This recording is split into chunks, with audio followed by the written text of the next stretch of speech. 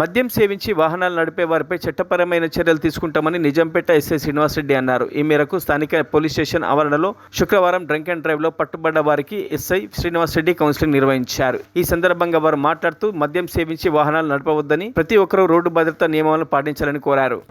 ప్రజలందరికీ పోలీస్ వారి యొక్క విజ్ఞప్తి, ఎవరు కూడా తాగి వాహనాలు నడపరాదు, వాహనాలు నడిపి ప్రమాదాలకు గురి కావద్దని చెప్పేసి ఈ సందర్భంగా తెలియజేస్తున్నాం. అదేవిధంగా గత 2 సంవత్సరాల నుంచి పెండింగ్లో ఉన్నటువంటి తాగి నడిపినటువంటి ఎవరైతే డ్రంక్ అండ్ డ్రైవ్ కేసులు ఉన్నాయో వారిని ఈరోజు పోలీస్ స్టేషన్కి పిలిపించడం జరిగింది.